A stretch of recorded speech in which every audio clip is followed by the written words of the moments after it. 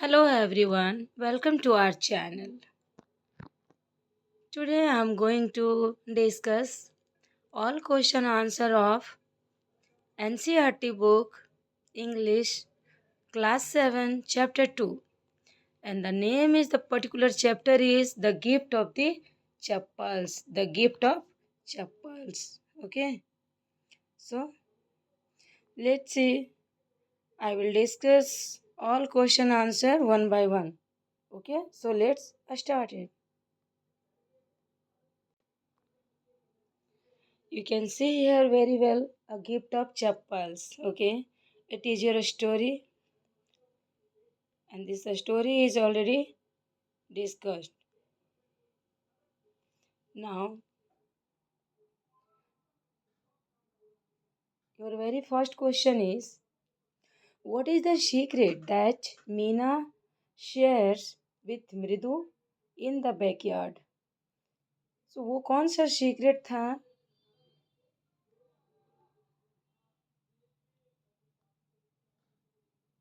Okay, वो कौन सा सीक्रेट था जो मीना ने मृदु के साथ बैकयार्ड में, इट मीन्स की घर के पीछे डिस्कस किया था? सो your answer is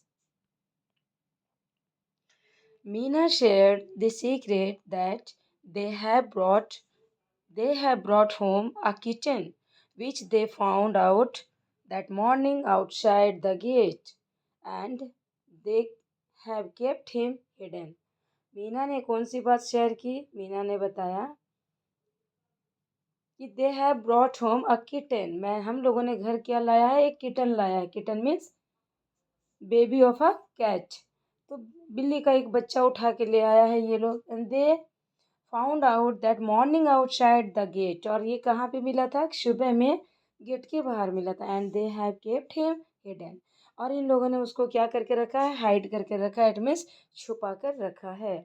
now your question 2 is, how does Ravi get milk for the kitten?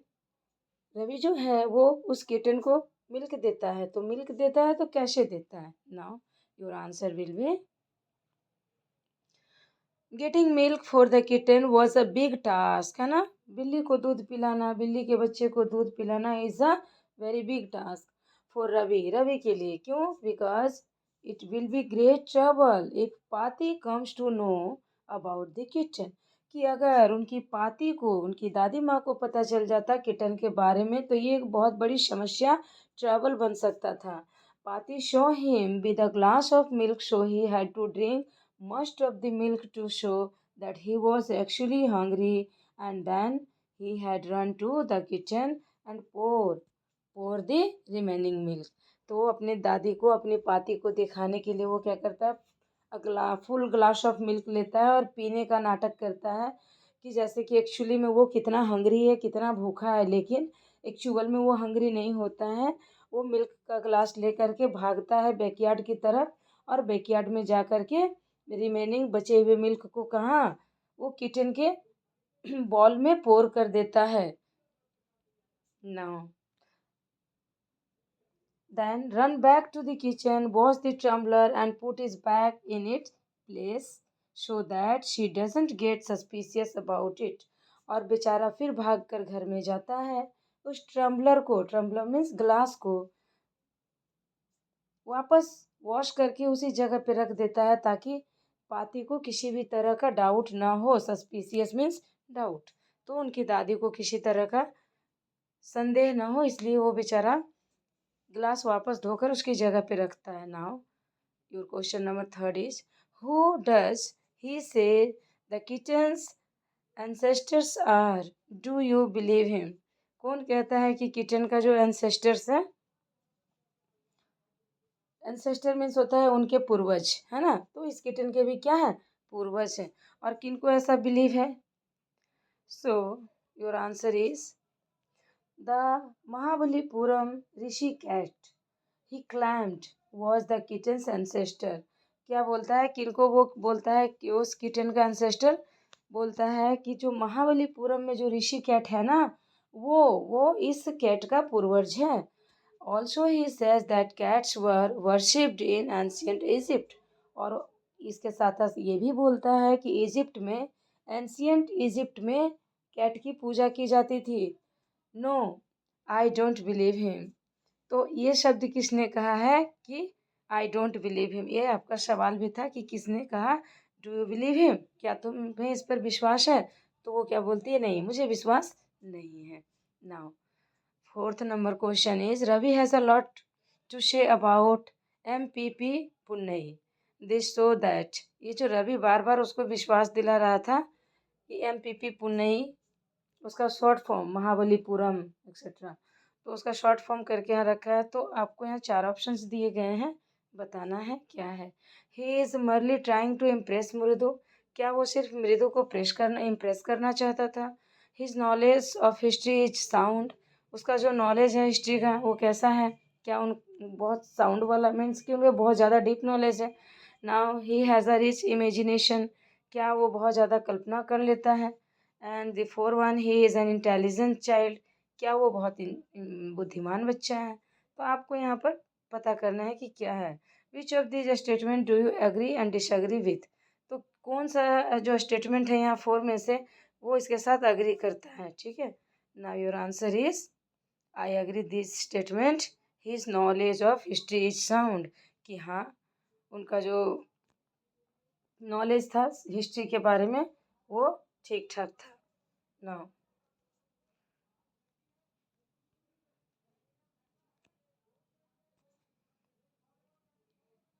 और उसके साथ ही एक और ऑप्शन है he has a rich imagination, कि भाई वो बहुत ज़्यादा कल्पना करता है। इट मीन्स कि उनका जो हिस्ट्री का जो नॉलेज है वो ऐसा कुछ भी नहीं है। रवि क्या है, एक एक बच्चा है, उन्हें उतना ज़्यादा बुद्धि नहीं है, ठीक है। यहाँ से थोड़ा सा मिस्टेक है, his knowledge of history of sound, तो वो एक बच्चा है, उसको उतना ज़्यादा हिस्ट्री का नॉलेज नहीं है, ये इस स्टेटमेंट से पता चलता है, ठीक है। तो इसका 2 ऑप्शन हो जाएगा आपका सेकंड और थर्ड, कि क्या he has a rich imagination, वो बहुत ज़्यादा सोचता है।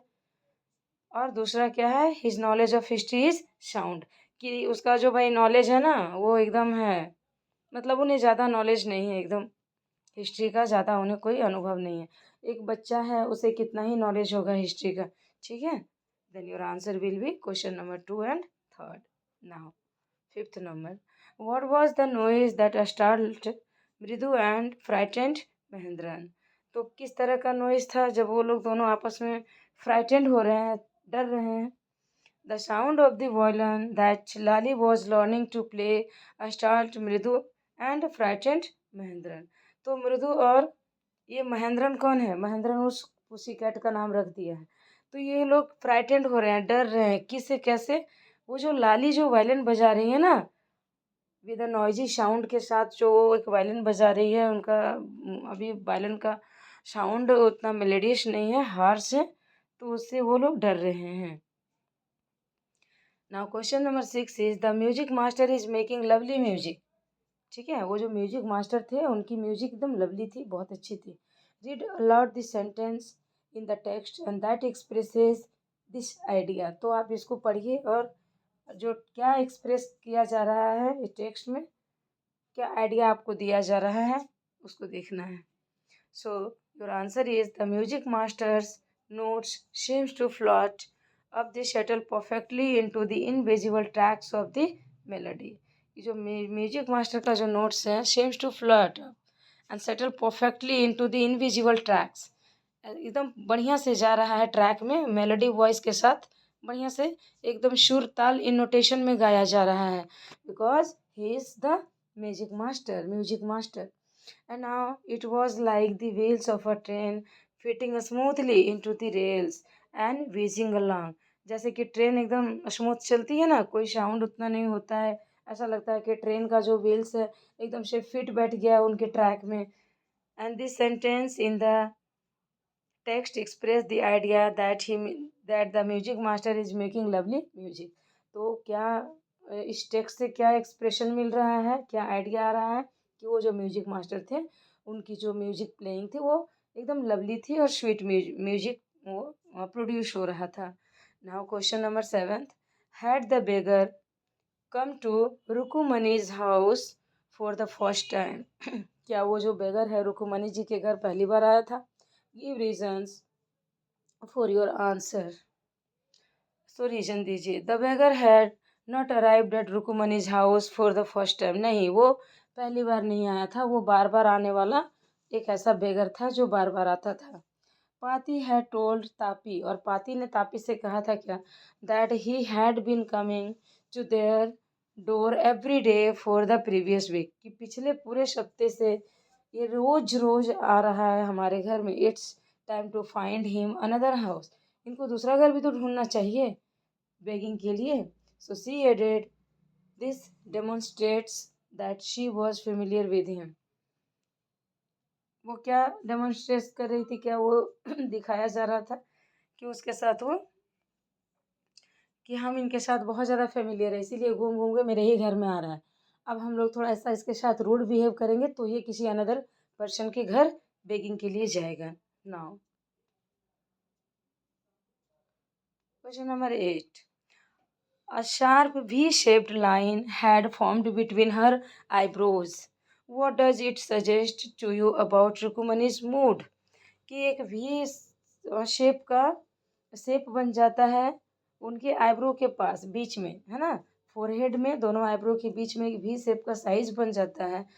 तो व्हाट डज इट सजेस्ट, तो ये क्या सजेस्ट कर रहा है अबाउट योर रुक्मणीज मूड? तो ये रुक्मणी के मूड को क्या दर्शाता है कि वो बहुत सी इज़ वेरी हैप्पी और सी इज़ एंग्री, कैसे दिखा रहा है? जाहिर सी बात है ना कि जब हम लोग अपना चेहरा ऐसे सिकुड़ते हैं तो वी शेप एच शेप ऐसे बनता है फोरहेड पे, तो वो गुस्सा दिखाता है, एंगर दिखाता है। So this suggest that Rukmini was really very angry, बहुत गुस्सा थी वो सच में। When she came to know about the missing slippers, और जब वो चप्पल चोरी वाला जो आया कि उसका जो स्लीपर है वो मिसिंग हो गया है, तो वो बहुत गुस्सा हुई कि किसने चप्पल उठा लिया है। Now fill in the blanks है वर्किंग विद द टेक्स्ट, ठीक है। So complete the following sentences. आपको यहाँ पे लाइन दी गई है, फिल करना है। देखिए, Ravi compares Lily's playing the violin to. Ravi जो है वो लिली के वॉयलिन प्लेइंग को किसके साथ तुलना करता है? तो करता है डिरेलिंग ऑफ द ट्रेन, ठीक है, डीरेलिंग ऑफ द ट्रेन, जैसे कि कोई ट्रेन पटरी से बाहर हो गया है और खड़खड़ खड़खड़ मतलब producing a different kind of noisy sound, इस तरह से कि बहुत ज़्यादा साउंड प्रोड्यूस कर रही है। इट मीन्स कि overall Ravi want to say that कि जो लाली है उसका जो म्यूजिक का नॉलेज है ना, she is not good enough in music, कि वो ज़्यादा अच्छी नहीं है म्यूजिक में। Now the second is trying to hide beneath the tray of chilies Mahindra. Try to hide beneath, कि महेंद्रा को कहीं से छुपाने के लिए क्या क्या कर रहे थे? ट्रे ऑफ चिलीज, है ना, तो उसको छुपाने के क्या कर रहे हैं? tipped a few chilies over himself and howled. Now the third, the teacher played a few notes on his violin and lali. The teacher played a few notes. Teacher ने नोट्स बना करके कुछ रखे थे वायलिन प्ले के लिए। और लाली का क्या था? Stumble behind him which looked quite helpless, कि वो स्टम्बल कर रही थी, हकला रही थी, बीच बीच में रुक रही थी, और वो हेल्पलेस शो अप हो रहा है कि she is very helpless in music. Now the fourth one is the beggar said that the kind ladies of the house hold. Beggar क्या कहता है कि इस घर की जो महिलाएं हैं वो कैसी हैं? काइंड लेडी है। तो यहाँ पे क्या हो जाएगा? Have kept his body and soul together with their generosity for a whole week and he couldn't believe that they would turn him away. और उसे नहीं लगा था कि महिला अच्छी है तो वो इस तरह से मुझे भगाएगी यहाँ से, ऐसा उसको नहीं लगा था। फिफ्थ नंबर है after the lesson was over the music teacher ask Lali if, क्या बोलता है वो म्यूजिक टीचर कि she had sheen he slippers, कि अब वो जाने वाला है तो पूछता है कि क्या तुमने मेरा स्लीपर्स देखा है। Now to describe the music teacher as seen from the window, है ना, जैसे विंडो से देखता है वो लोग, तो उस दृश्य को डिस्क्राइब करने के लिए बोला जा रहा है कि music teacher as seen from the window से वो कैसे दिख रहे थे। The music teacher has a bony figure, कि भाई वो ठीकना सा है। He had a mostly bald head means टकला sir, with an old fashion tuft and a fringe of oiled black hair. और जो उनके बाकी बचे बाल हैं उसमें बहुत सारा तेल चिपचिपा लगा रखा है।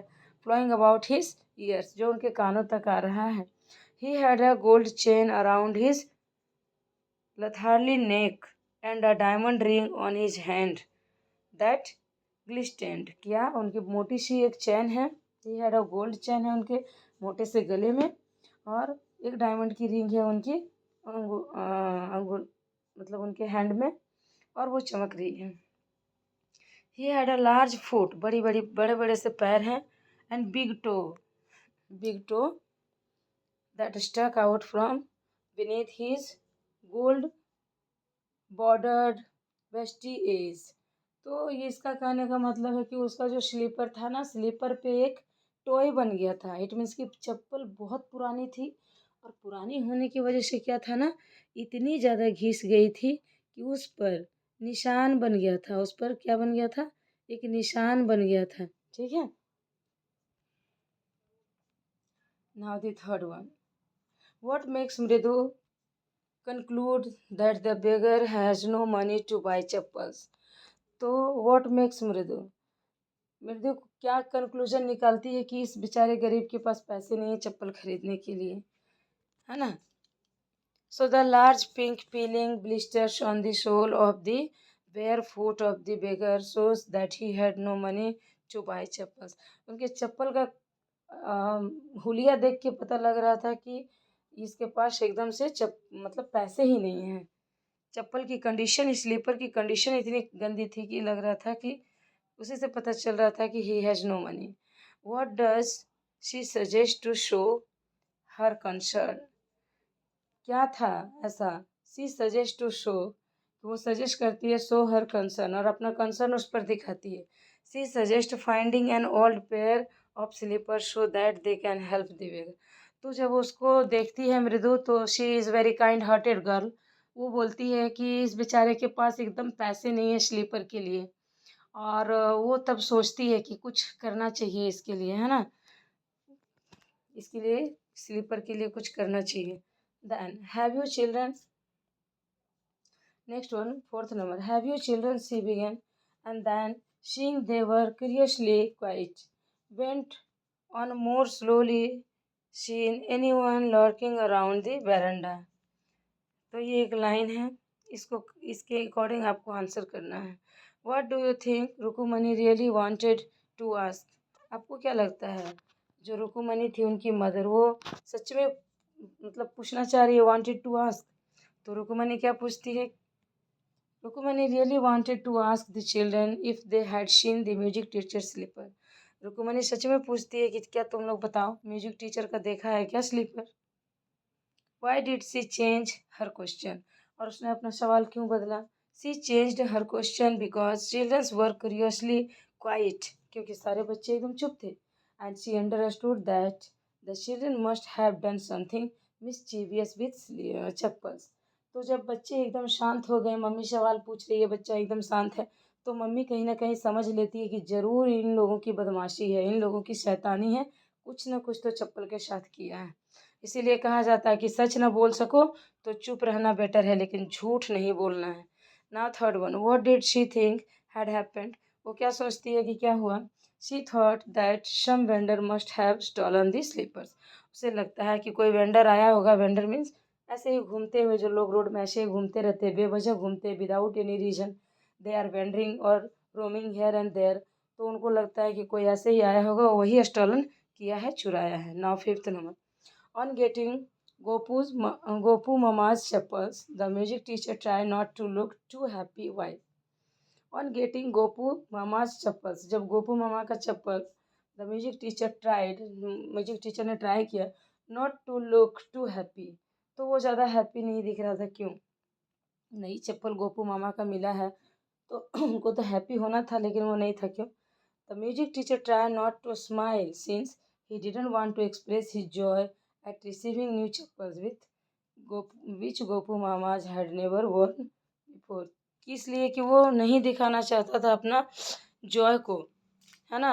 द म्यूजिक टीचर ट्राई, उसने क्या कोशिश की, नॉट टू स्माइल, कि वो नहीं हंसेगा, since he didn't want to express his joy, और ना ही उसने अपनी कोई खुशी दिखाई एट रिसीविंग न्यू चप्पल, जब उनको न्यू चप्पल मिला गोपू मामा का, जो कि उसने कभी नहीं पहना था। Now sixth number question. On getting a gift of chappals, the beggar vanished in a minute. Why was he in such a hurry to leave?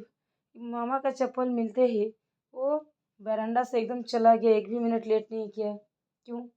On getting a gift of chappals, the beggar vanished in a minute because he needed them badly. क्योंकि सच में उन्हें एक चप्पल की बहुत बुरी तरीके से ज़रूरत थी। And he did not want to lose the gift of those chappals. और वो किसी भी कीमत पे वो जो चप्पल उनको नया मिला था खोना नहीं चाहता था, इसलिए वो फटाफट वहाँ से भाग लिया। His feet were blistering and he couldn't have asked for a nicer house. तो किसी भी कीमत पे उसको खोना नहीं चाहता था, उसे लगा कि चलो कम से कम लोग अच्छा है, एक चप्पल तो मिल ही गया, एक स्लीपर तो मिल ही गया। Now seventh and last question. Walking towards the kitchen with Mridu and Meena, Rukumani began to laugh. What made her laugh? कि जब वो लोग किचन की तरफ जाने लगे, मृदु और मीना, मृदु एंड मीना, तो रुकुमनी हंसना शुरू कर दी। क्यों? क्या कारण था?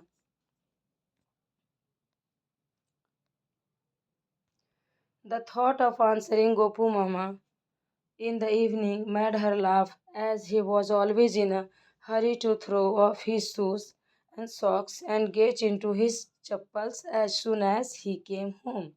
He thought of answering Gopu Mama in the evening made her laugh, as he was always in a hurry to throw off his shoes and socks and get into his chappals as soon as he came home. तो क्या कह रही है, क्यों हंस रही थी उनकी मम्मा? क्या लगा उसको कि जब वो इस ख्याल से हंसने लगी कि जैसे ही गोपू मामा घर आते हैं शाम में, सबसे पहले वो अपना शू और सॉक्स खोलकर फेंक देते हैं और अपने स्लीपर्स को ढूंढने लगते हैं। ठीक है, तो जैसे अब वो आएंगे तो अब क्या होगा, ये सोच करके रुकुमनी क्या करती हैं, लाफ करती है, हंसने लगती हैं। Now I think we have discussed already all question answer, and I hope this video is very beneficial for you. That thank you so much. We will meet again with a new video. Okay, bye bye, take care, thank you so much again.